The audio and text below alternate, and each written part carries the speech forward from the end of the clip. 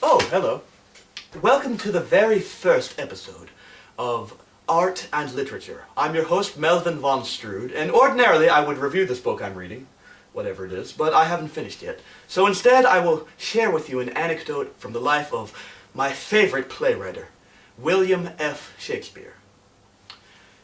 The year is 1619, and Shakespeare is at work on his greatest play to date, A Streetcar Named Desire, or as some superstitious actors will have it, the Polish play.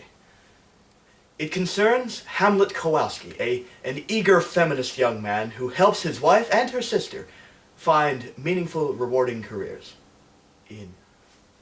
Now, why would Shakespeare write such a pro-woman play in a time when it was perfectly acceptable to cut a woman's hands off because she spoke in church?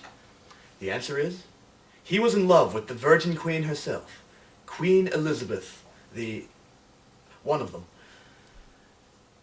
So, Shakespeare put the final word of the final scene of the play, in which Blanche meets the man of her dreams, a handsome young doctor, and goes off to live with him at his psychiatric pavilion.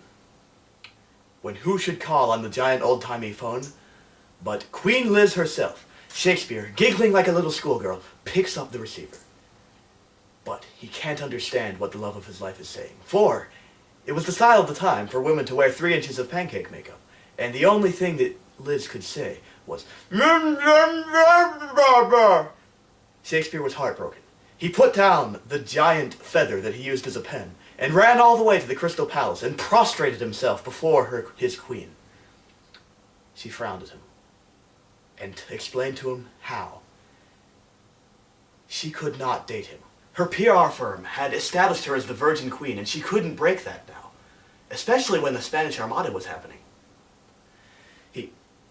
Shakespeare was heartbroken, but he looked behind her and saw none other than Sir Walter Raleigh sneaking off, wearing nothing but a giant frilly collar and a shit-eating grin.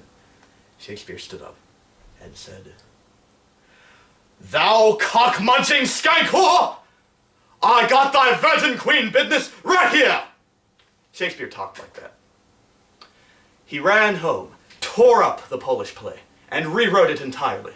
Now, Hamlet Kowalski was a bitter poker player, an alcoholic, and at the end of the tale, Blanche goes off to an insane asylum because she was raped too much. A fairy tale ending for a fairy tale time in history. I'm Melvin von Strood, and this has been Art and Literature. Thank you.